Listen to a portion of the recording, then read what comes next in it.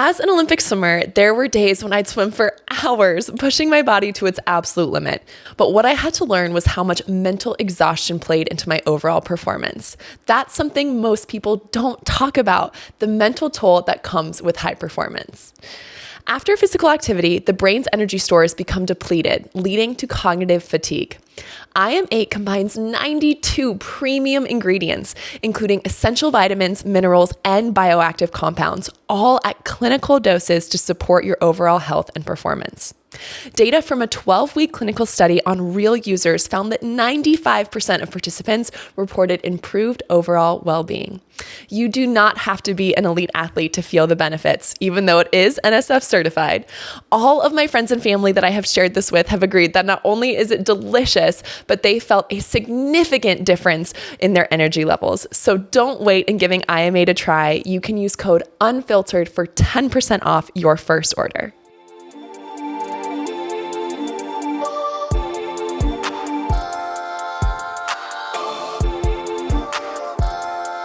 Welcome back, Unfiltered Waters fam. We are so excited to be here for a You Ask, We Answer episode. I've missed this so much. I know. My fishbowl is back in play. It is falling apart, so we just strategically turned it around. We honestly got some awesome questions from you guys this time around. So we're really excited. We wrote down a few. We got a lot too. We were really excited about how many of you submitted questions. And before we get into that, one thing I wanted to talk about, if you guys, first off, are not subscribed to our newsletter, make sure you do that. You can do it on Unfiltered Waters Instagram. Link is in bio. We send it out once a month. I promise we're not going to spam you, but it's just a really fun way for Katie and I to kind of update you once a month on personally what's been going on with us. We have goals for you. Sometimes we have dryland exercises for you. We've got all our sponsor codes in one place. And then we also have kind of highlights from all that month's episodes. So if you guys aren't subscribed, it's super fun. Go check it out. But I talked about this for the newsletter and just wanted to sort of set the expectation for me coming back to the podcast. I am so thankful to have Katie as a partner and a co-host in this because she has always understood that my priority is my family. And now having Chase, who is 4.5 months old, which is wild. I know that she's still going to need me a lot for quite some time to come, and that she will be taking up the majority of my time. And so I am going to be sitting in this chair whenever and however I am able, but it may not be the same frequency that it was before. So Katie is amazing. She will be steering the ship as she always has. Baisel will be here when she can. Katie will be doing some solo episodes. So you guys are going to still see a little bit of all of us. I probably won't be back full time. I would love to get back full time eventually. We'll hopefully be able to work towards that, but just wanted to make sure you guys kind of knew what was going on and what this was going to look like for the next several months to come. But meanwhile, for the time being, I'm so excited to be back here. Love being in this chair, love being with Katie and to be talking with you guys all again and answering your questions. So I missed you all a lot. And I missed you. We missed you. I missed you. So much. All right. Would you like to do the first honors? For those of you listening, I am digging into the... You really dug around in there. I don't know. It's like I was like winning like a prize or something. Like you just picked one. What? I don't know. Okay. The question is, how do you deal with off days when you're not feeling it? That's a great question. Well, first off, we all have them. 1,000%. All have them. And I love this question because I feel like so much of what we try to do here on the podcast is obviously, yes, we're swimming. Yes, we're sport, but we're also life. And I feel like this is just such a real life question is what do you do when you're having off days? Not just, if you're feeling off in the pool in practice, but just in general. And I feel like for me, when that happens, I tend to get super overwhelmed. Like if I'm having a bad practice, if I'm having a bad day, I kind of set myself up to start to spiral a little bit of like, oh my gosh, if it's going to be a bad practice, what if it's going to be a bad week? And if it's a bad week, am I going to set myself back? And I've got this meet coming up and, you just kind of run away with it a little bit. And same thing now, especially being a mom. Like if it was a really tough night, it's kind of hard to wake up the next morning and be like, okay, like here we go. But I think that that's such an important skill to be able to have. Oh, yeah. And I would say I try really hard to focus on one or two things that I can do to be better at that day. So if I feel awful in practice, I'm exhausted, I'm not hitting the times I want to hit, okay, so be it. But what if I start doing 6 dolphin kicks off every single wall? Or what if I stop breathing in and out of my turns? Because I know that that's something I need to work on.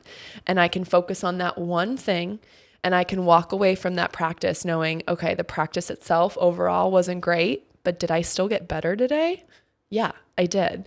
And that can really kind of help with the spiraling. And I think especially the self-talk of, okay, no, it wasn't a failure. I didn't lose an opportunity. I still was able to do the best I had with what I had to give that day and get better. And then that, as I said, rolls over into real life days too, of what's one or two things that you can do to kind of turn your day around, put a smile on your face, reframe your perspective so that moving forward, you kind of are able to just center a little bit more. Yeah, that's huge.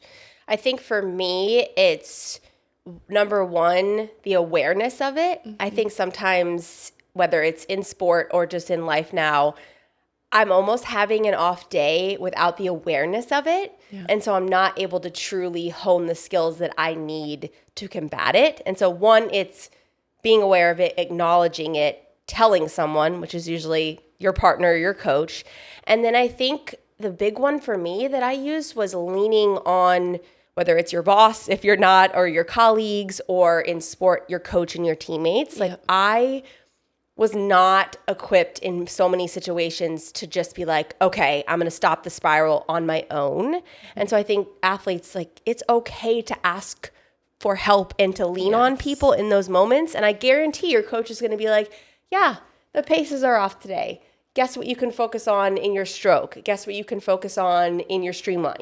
There's always things, but I think so many times I hear athletes have this fear of admitting it to their coaches because they think their coaches are going to chastise them or make fun of them, or vulnerability, as we always say, is a superpower. And so I think that's my message, is just ask. Yeah. And think about how that makes a teammate feel too. Yes. Like I remember it made me feel so good when one of my teammates came to me and was like, hey, I need a little extra help today. Can we race each other on this? Will you help push me on that? Because I just need the extra motivation. Yes. I'm really tired. And I just felt so good to be able to help them and be there for them in that moment. So asking for help really is, it's so important, but it also really empowers the people around you that, they know that you trust them and they want to help you. And so giving them the chance to help makes them feel really good too. Oh yeah. It feels so good when I can help somebody. I know. I love it just in life. When people ask me for help, I'm like, what can I do? Yes, absolutely. What do you need? I know. Yeah. Okay. Next question. Yeah, you really took the first one there. Yeah. I was digging around. All right. Managing time off between seasons. Are you staying fit or taking a total break? I have done both. I think there's two pieces here. I think it depends on the season. Mm-hmm. If you ended the season and it was rough and you're like, I don't want to smell chlorine, do that. I think there's a piece, just a certain amount of time away from the weather, whether it's good or bad, I think is important. Mm-hmm. Even if it's a couple days. You heard Katie Ledecky talk about that. Even though she doesn't want to, it's important because you're going to need it as you head into the next season. I think the act of being physical, though, like going on a walk with friends, something as simple as that, just keeps your endorphins moving. It keeps you happy. It keeps you mentally in it. I would always encourage not just spending 2 months on the couch and not being active. People do it. I've heard people do it. I think Bobby thinks that he did that too much. And then I was like, oh.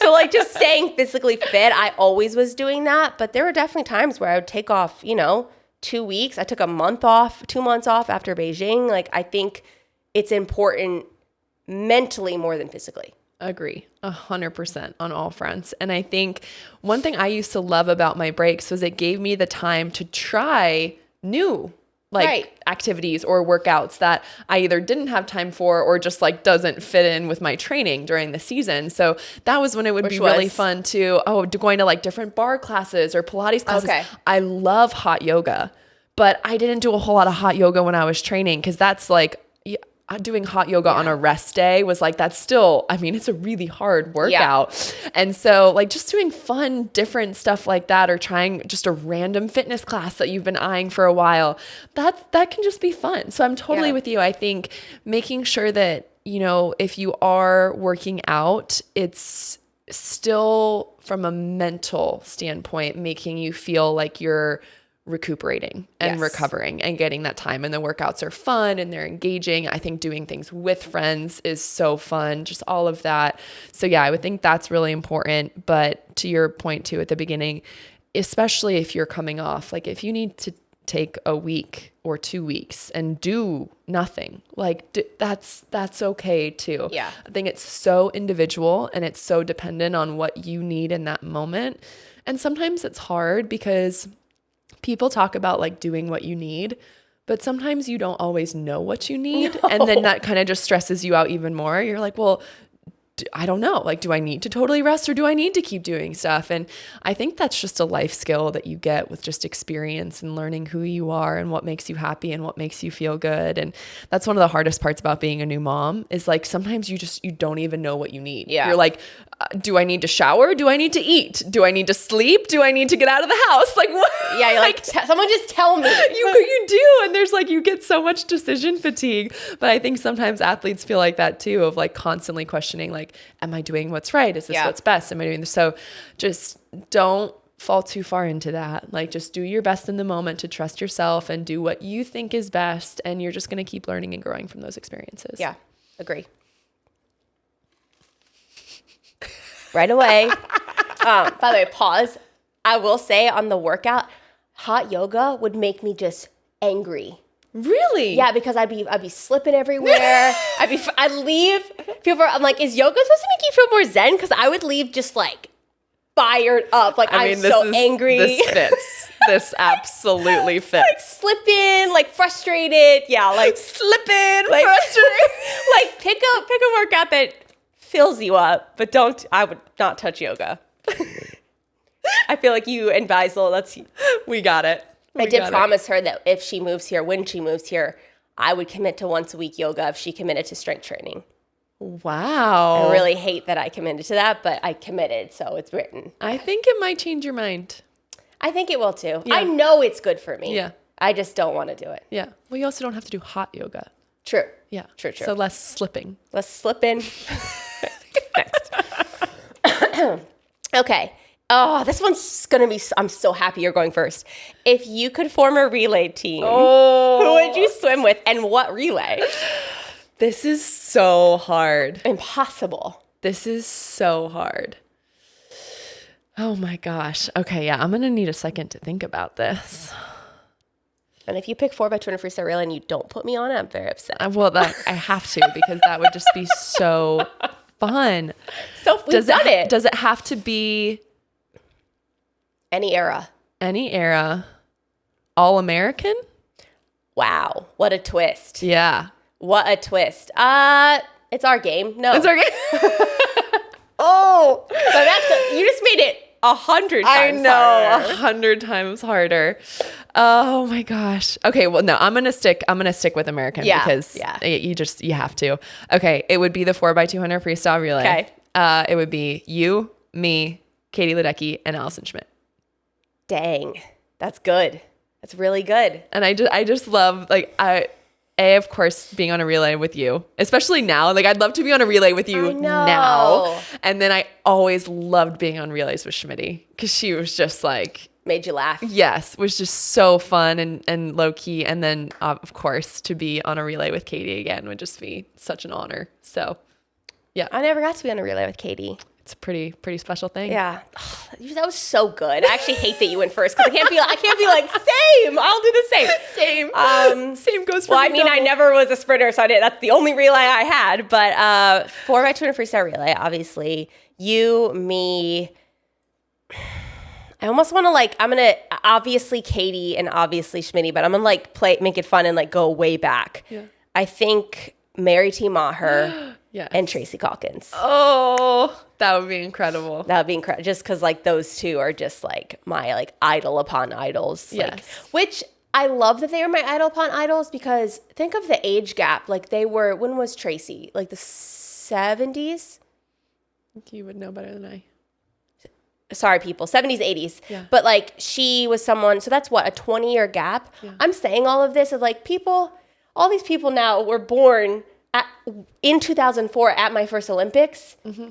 Study. So you know I swam in the Olympics. That's my whole point. I'm like, I knew Tracy Calkins, who was 20 years removed, so study up, kids. That's like the 12-year-old that competed at Worlds. She was born in 2012. I know. She swam unreal. I know. No, I am. That was so fun to watch. Tuna fly too, right? Yeah. Yeah. Oh, amazing. Okay, next one. That was a good question. That was And great. now I'm thinking like medley what I would do too. Oh man, I could have spent a whole episode on that. Okay, I finished my last year as a D3 swimmer. Any advice on handling the end or the transition? We talk about this a lot. We do talk about it. But we wanted to answer it just because it does come up again and again and again. I'm trying to think of, because I feel like when we talk about this, we go into like it could be 5 episodes. It has been 5 episodes. I think I'll just give one piece of advice, just like very blanketed. I think it's very frustrating piece of advice. It's don't skip steps. Yeah. Sit in the pain. Yeah. Sit in the cry. Lean on your trust tree and know it's not forever. Yep. I love that. Yeah. It is hard, but it's so hard. It does, I think, prevents things in the long run from kind of coming back. Yeah. You know, if you can just kind of right up front, I think for me, I mean, kind of along with that is what can you do to prepare for it ahead of time? Right. As opposed to it's the end, you're no longer swimming and all of a sudden you're like, oh my gosh. The rug's ripped. Yes.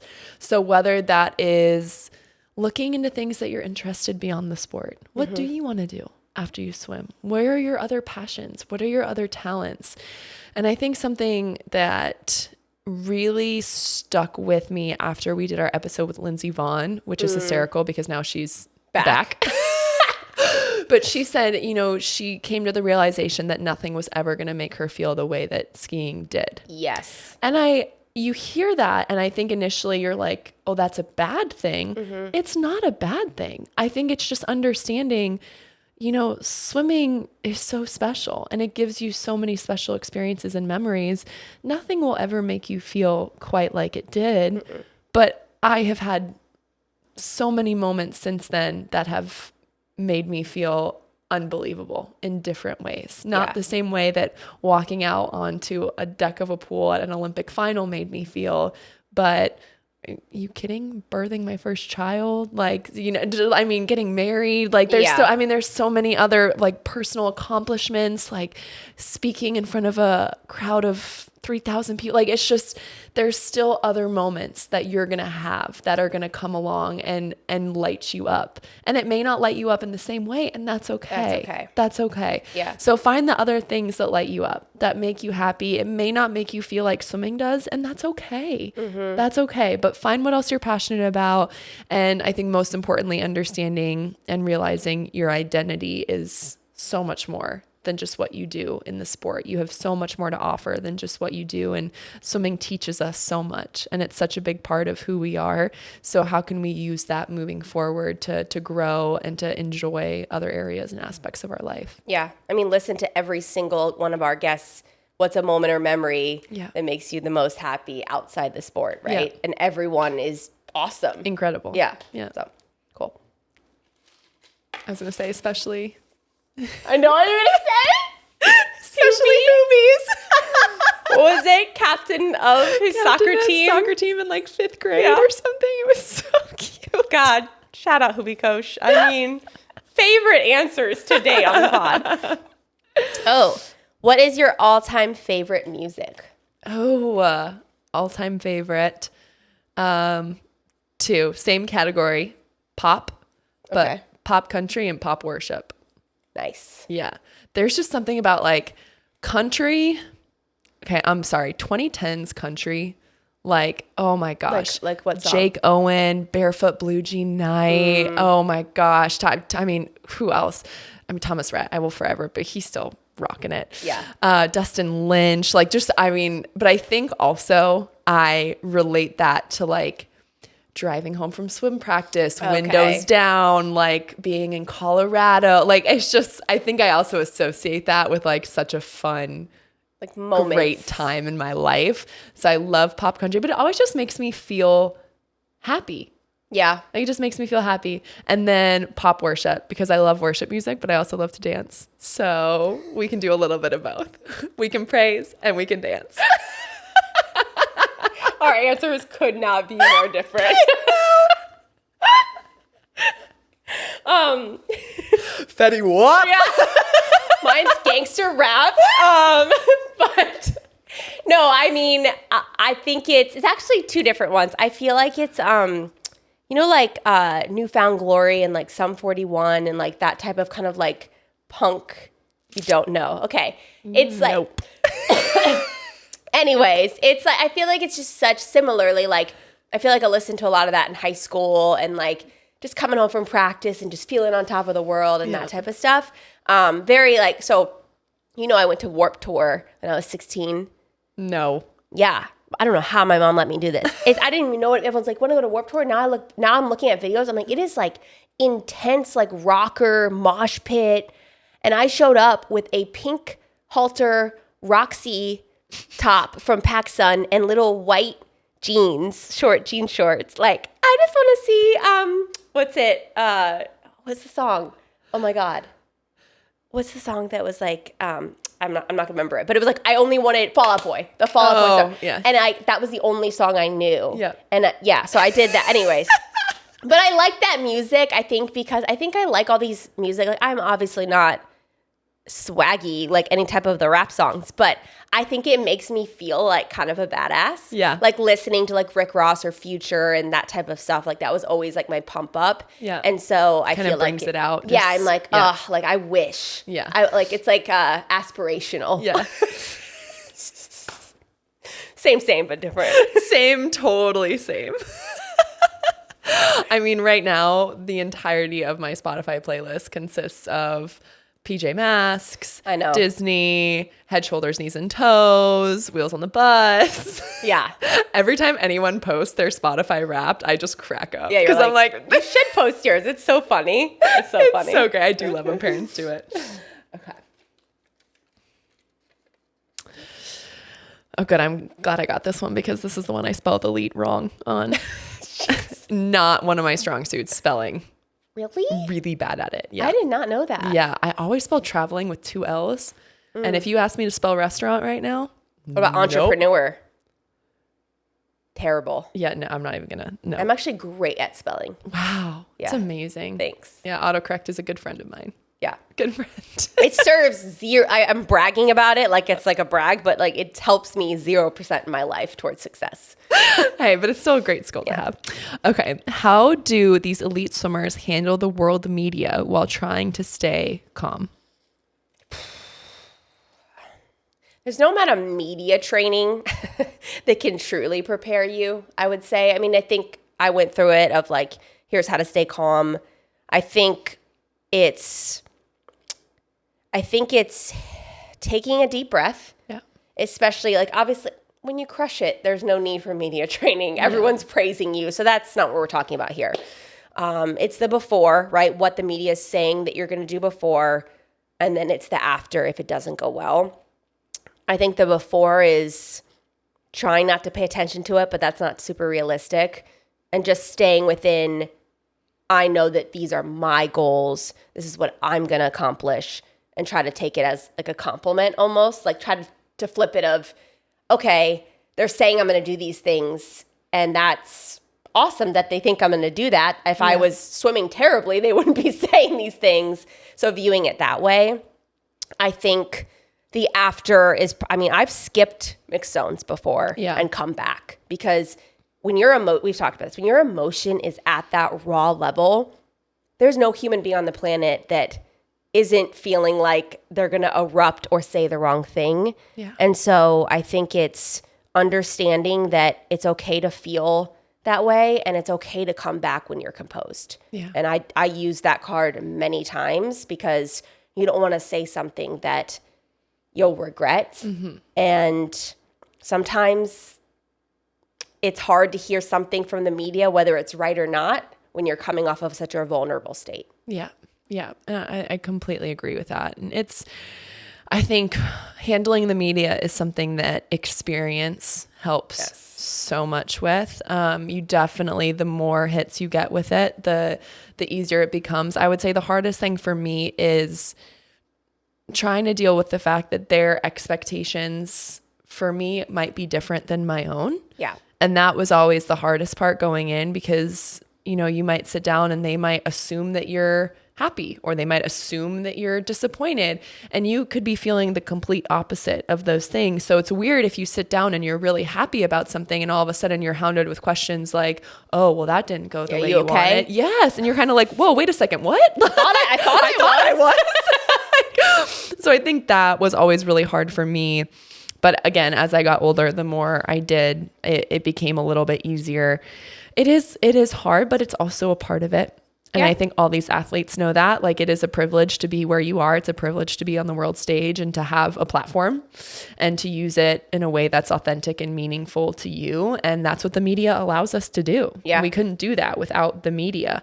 The media provides engagement around our sport. It provides excitement and allows people to follow along. So I think figuring out a way to try and find as much balance as you can, but especially the international competitions, it's tough because you want to be so honed in and focused on your races, but you do have to do media almost after every single swim, depending on who you are. So kind of a little bit going on autopilot, I think, for those, and just being like, okay, going there, do what I need to do, make sure I'm showing up where I need to show up, but keeping my main focus on priority on my races, my training, my cool down, my warm up, and what I need to do to perform at my best while I'm here.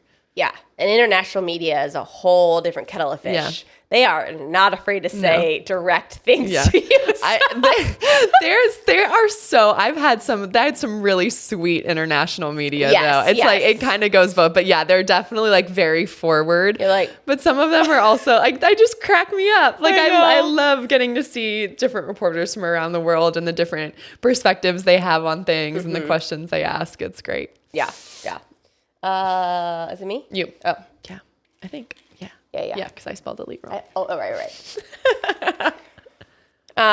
Would you rather do 10 1000s or 100 100s? 10 1000s. No questions asked. Why? I think I just prefer only having to do 10 of something, no matter what that something is.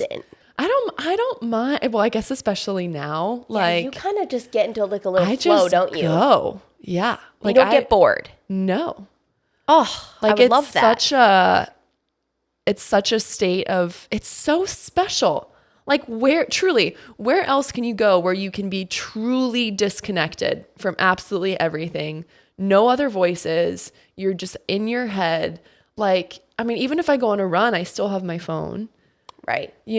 Or I can think about turning around and going home. But like when I'm in the pool, it's like, there's nothing else I can do in this moment except just swim. So like, it's so healing for me.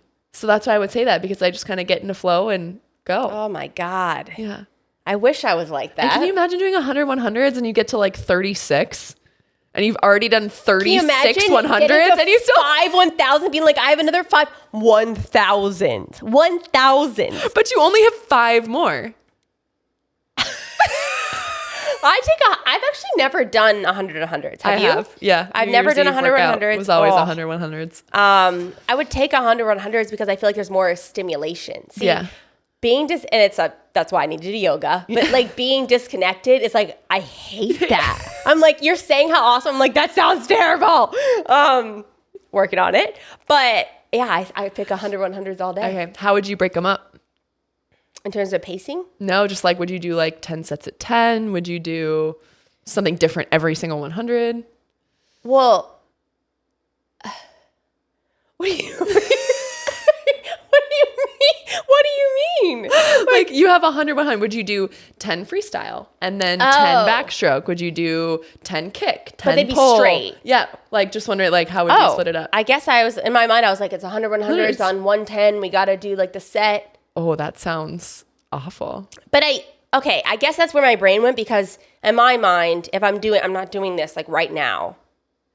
Maybe you're talking about doing it right now, but like it would be like, okay, to keep simulated, I want to know paces. I would want to know. So like I would break it up by like, okay, so this is not a fun leisurely, like this is just 100, 100s like race pace for you is what you're doing. Cause I was thinking like 10, 100s warm up, 10, 100s social kick. No. 10, 100s. I went right to like, give me the paces I need to go for the first 10, then the second 10, and then the third 10, and then... We're in such different places. You're going to be bopping along to your worship pop on the way home, and I'm like, rap! Same thing, but different. This is why we work so well. Like, what do you mean? What do you mean? It's just 100, 100s as fast as you can go. That's average. What are you talking about? All right. What made you commit to swimming? Oh, man. Wait. Oh, yeah. It's your turn. What made you commit to swimming? God. Like, commit, I guess that's such a general term. What do we define as commit? Like, all in, I'm doing this for my life? I mean, we can do both. I mean, maybe the moment where we realized that, okay, we really wanted to focus on it. And then maybe the moment where it was like, oh, this can be more than just, something that I do. Yeah. I would say 9 is when I was like, I'm committing. I kind of like got the bug of like being competitive. I broke my first state record. It was like, okay. And then I feel like when I watched the 2000 Olympics when I was 11, I was like, okay.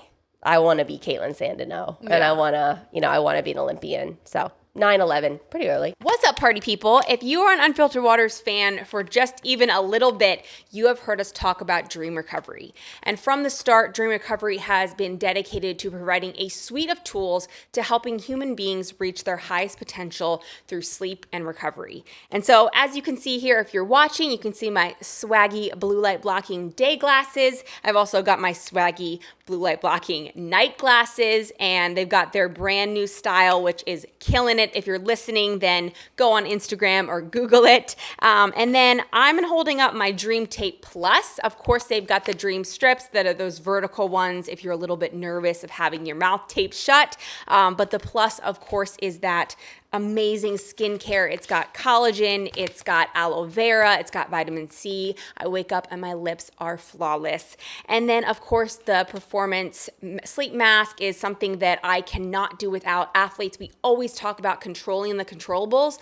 Well, guess what? A sleep mask is step one to doing that, whether you're in an airplane, whether you're in a hotel room. Like, you can't always know what your environment's going to be. So being able to make sure you can black it out completely is huge. So without further ado, you know the drill. It's code Unfiltered30 for 30% off your order. So go shopping and get everything you need to live at your highest potential. Yeah. Mine was pretty early too. I think I was I think the same. I was like 9 or 10 years old when I was still doing basketball, soccer, and swimming. And that was when I was like, okay, I think this is what I love the most. This is what I want to spend more time doing. So I started just swimming, and then Olympic trials in 2008. Yeah.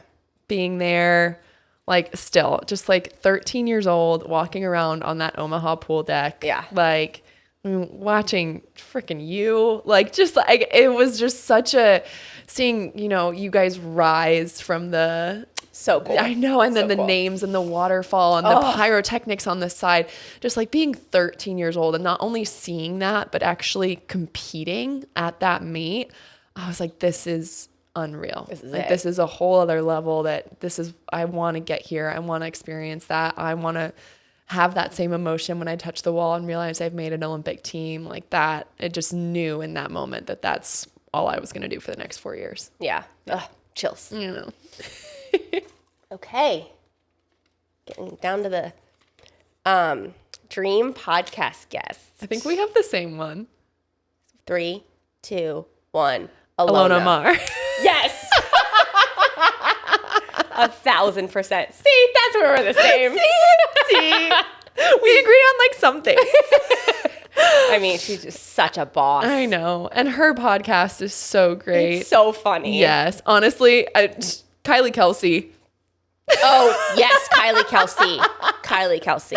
She is gold. Both. They're just doing so great. But I think Alona especially, like,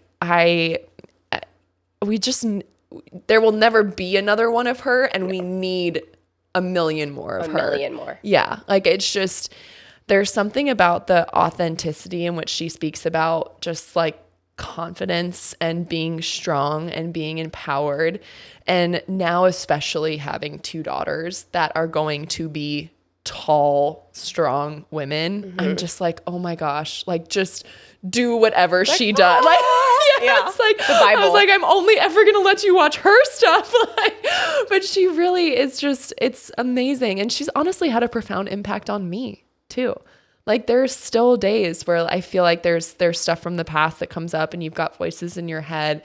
And so it's just the best reminder when, you know, you see her in Sports Illustrated in a swimsuit, just looking so strong and so beautiful.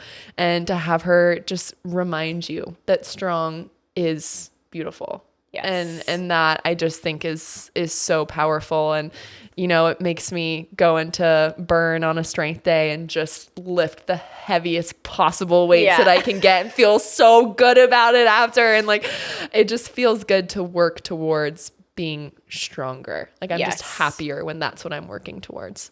Yeah. No. Couldn't said it better myself. We'll get her.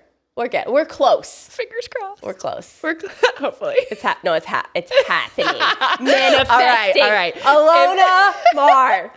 If Katie is manifesting it, it's gonna happen. I like show up at her doorstep. She's like, "How'd you get my address?" I don't know. I'm just here. Hi. Come do the podcast. Okay, my turn.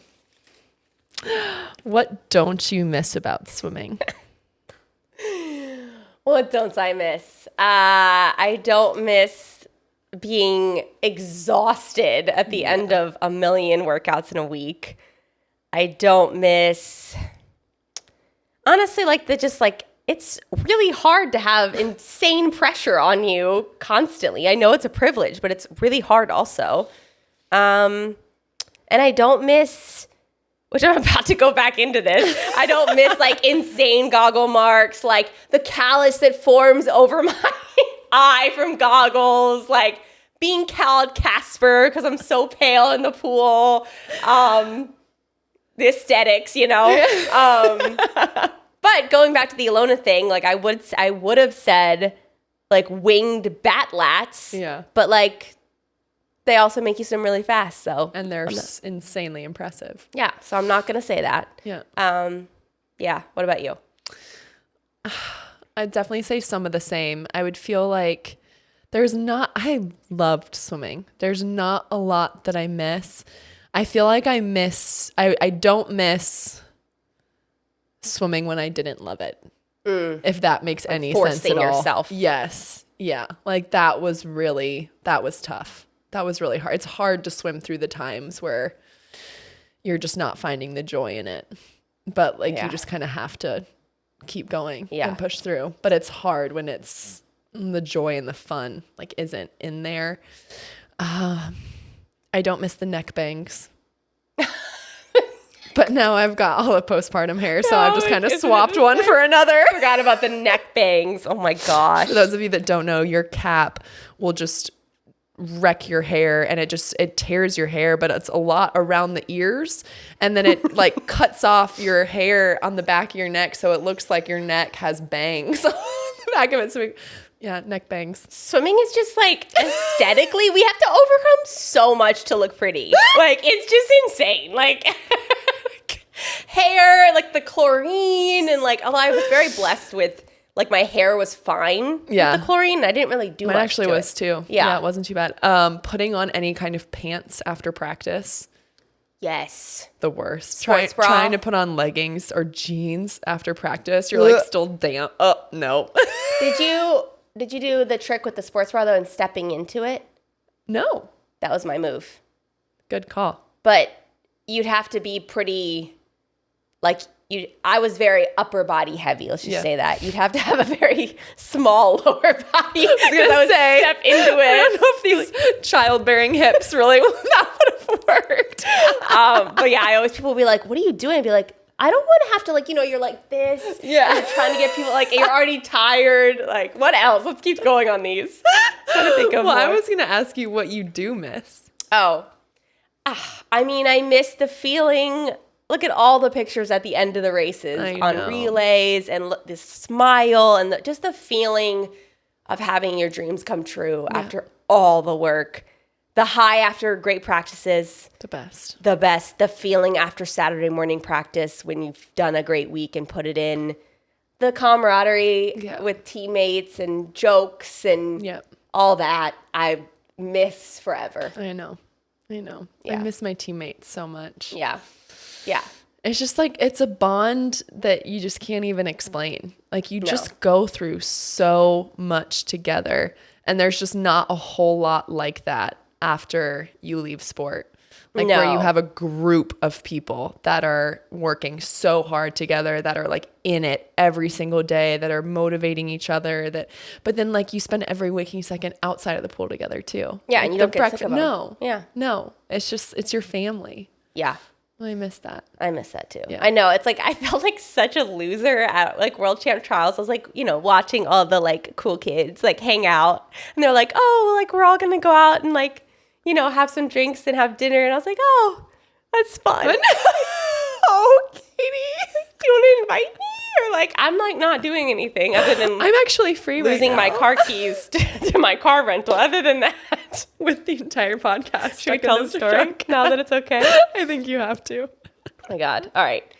Yeah, I kept this inward. So basically, World Championship Trials, had the rental car, but I really only needed it for the live show because we were like lugging all the stuff. And then after that, I pretty much just walked to the pool, because the hotel was pretty close to IUPUI. And I feel like it was like, I still don't know where they are. But one night I came back and no one invited me to dinner. And I basically was like, okay, I'm going to get like a little like glass of wine from the bar, and I'm going to order in. I forgot what I ordered in. But I was carrying a lot of stuff. I had like, I don't know, I'm always a bag lady. I had like my Unfiltered Waters bag. I had like my purse. I had like a bag. So I was like, oh, I have not enough room for the keys. So I put the car keys in the food bag. Huge mistake. Yeah. And then was trying to clear out my room so it didn't smell like food, and put that. This is what I think happened. Yeah. So on the way back, you guys were planning, it's my birthday on the 3rd. You guys are planning this incredible birthday party for me. You're getting cake. You're getting charcuterie, you're getting all these things. I wake up at 4:30 in the morning, long meet, can't find the car keys. And I'm like, also, we hadn't needed the podcast stuff since the live show 5 days earlier. So all the podcast stuff was in the back of the car. So it's 4:30 in the morning. I need to leave by 5. I ransacked the hotel room. Like you were like, is there a burglar in here? Because I dumped out. I literally took my suitcase and went, poof, and I took my bag and went, poof, and I literally was like everywhere and couldn't find it. And then I'm like making the call of like, do I just leave it? Like, because then maybe Todd's like, I'll be honest, our whole livelihood was in the back of that car. I wouldn't have left it. I would have told people. I'm like, well, thanks. So I leave. Then I get out of line in security because I thought there was a chance that like AAA could come and open it. AAA opened it. No keys in the car because I was hoping for that. Yep. I'm on the 6th level, mind you, of this parking structure. So for a tow truck to get up to the parking structure, it would have been horrible. Like, I didn't even know it was logistically possible. So I make my plane barely because I had gotten in and out of line security, sweating, being like, oh my God, come home to the birthday party. Internally, I'm having a cow. You guys are all happy. I'm happy, but I'm like so stressed. I'm like, I can't tell Missy that our entire podcast, and Todd, by the way, it's his stuff too. And I'm like, oh my God. So then now enter like the most stressful 72 hours of my life because I'm like trying to call Enterprise, can't get a hold of them, can't get a hold of the people to look. Then the people at the hotel, look, they say the car's not there. So now I don't know where the car is, where our $20,000 worth of stuff is. I'm like, do I fly? I'm looking at flights. I'm like, do I fly back to Indy? Somehow, shout out Drake, incredible friend, producer, goes to the airport, gets the stuff. Then Jade, our other friend, Todd's producer, is going to be randomly driving back from Indy on that Sunday. And we're recording 5 episodes on that Monday. So she gets it. She drives it back. I still don't know. The car was towed and they like emergency opened it, but they didn't have the ability to make a spare key. I still haven't paid for the spare key. I don't know what has happened to that, but that's it. The fact that it ended so well is honestly shocking. Shocking. And then I promptly called Liberty Mutual and got our stuff insured. She just emailed. She was like, do you happen to have the receipts of all of our equipment? And I was like, yeah, sure. Like, let me send them to you. Why? Because I had only heard the story initially that it was just the car. And later on, once all of our studio equipment was back, did she deign to tell me that, in fact, it was also in said car. But like, aren't you happy I didn't? Honestly, yes. No one else needed to feel the strain. It was my full fault. It was very selfless of you. Yeah, you didn't need to. Now, if it had gone bad, I would have been liable to buy the whole dang thing. So regardless, you didn't need to feel the stress. I appreciate you. Yeah. You're a great friend. Anyway, that's what we miss about swimming. Okay, last one. Did you find it hard to compete as a teen between missing out, friends, etc.? No. I think people ask this a lot. First off, that's your only perspective, right? Yeah. You don't have a different parallel universe of where you were a teen without the sacrifice in elite swimming. But I also feel like, I know you're going to feel similar, like it's not sacrifice because you love it so much and you're so fulfilled. I didn't care. I'm like, go to someone's house, but like, I'm pumped about the set tomorrow morning, you know? Yeah. And so I think it's almost easier as a teen, I would venture to say, than adult. Because adult, you have so many more responsibilities, you have so much more perspective, you have just an understanding of the world and what else is happening. Yeah. That as a teen, you're just like, sweet, I train, I can go best times. I love this. Like, I genuinely never felt like I was sacrificing. Yeah, I agree with that. And I think if you are in a situation where it feels like you're having to make a lot of sacrifices, reevaluate. Right. Reevaluate. Agreed. You know, like, I think something that also really helped me that made me feel like I wasn't making sacrifices is we did a lot of modifications. So if it was a best friend's birthday party, but it was a sleepover, but it was a Friday night and I had Saturday morning practice, I would still go over for dinner and to watch the first part of the movie, but then my mom would come pick me up and I'd go home, I'd get to bed early and I'd go to practice the next morning. So that way I didn't feel like I was not going and totally missing out on it, because I think what's really important there in that balance is that you never grow to become resentful. Because I think once you start to resent the sport and you start to feel like it's taking more away than it is giving to you, like we talk so much about the fact that the happiest swimmers are the fastest swimmers. Yeah. Like if you're not enjoying what you're doing every day, you're not going to see the success that you want to see. And then all of a sudden you've put yourself in a position where not only are you miserable and you feel like you're missing out, but you probably now won't swim very fast either because you're just unhappy. So having that balance is so crucial. So I would say if you're feeling like you're missing out a lot, just assess, you know, like where can you do some more social things? Where can you have a little bit more give? So that you don't feel like you're making sacrifices necessarily and prioritizing what you need to when you need to. Well, I think it's also really customized. Yeah. Like, don't look around. Like, some people need more social, some people don't, you know? And so I think there's like, I hate when people kind of look around and be like, well, so-and-so was this age and they didn't do this and did, okay, that's them, you know? Like, make sure you're getting rest, make sure you're doing the things. But like, if it fills your cup, like you said, and it makes you happy, you're probably going to go to practice the next day. I crushed a set after prom with no sleep, Yes. you know? So Yeah. I think there's like Exactly. that piece of like, it's a really hard, like there's no definitive answer to this question. Yes, it's different for everyone. You've seen that with every single one of our guests too. Like you have a Katie that comes on here and she's like, nope, just all been swimming. And that's what I love. Yep. Like wouldn't have it any other way. You have someone like Shane who comes on and is like, nope, I need social interaction. Like I need time with my friends. I need time with my buddies. Like that's what really grounds me. And I need that space to kind of separate. So everyone is different. There's no right way to do it. It's all about, we say balance a million times, but it's truly about finding that balance and what works best for you. Yeah, absolutely. I know. That was all of our questions. Empty. It's empty. Is there anything else you want to add before we sign off?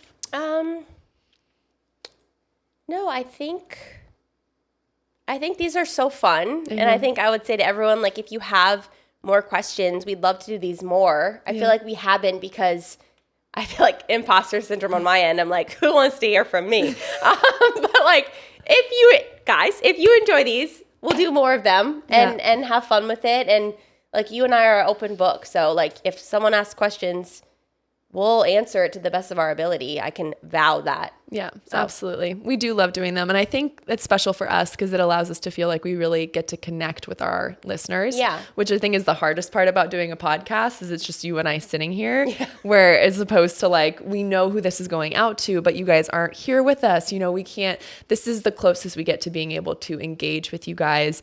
And it means a lot to us because obviously we want you to learn a ton from the guests that we have on. But if we can be a source of help and advice, then that means a whole lot to us as well. So hopefully you guys loved it. We had so much fun. We love doing these. Let us know if you guys have any more questions. Keep them coming. We're just going to create like a document where we store all of them and put them in the fishbowl for next time. So thank you guys so much for tuning in. And as a reminder, if you guys have not already subscribed, please do so. You guys have no idea how much that means to us and how much that helps us. So if you guys can go to YouTube and subscribe, follow us on our social channels. And my last little plug would be our sponsorships mean a lot to us, and it means so much and is so helpful for us when you guys do use the codes that we provide. So if you find that there is a use for one of our sponsors that we have, or if you know someone that would love it, share our code with them. You can use it, but it does make a really big difference for us, you guys, and allows us to keep creating the content that we want and sharing it with you guys. So you've supported us so much up until this point, and it means everything. So thank you for all that you have done, and we will see you guys next week.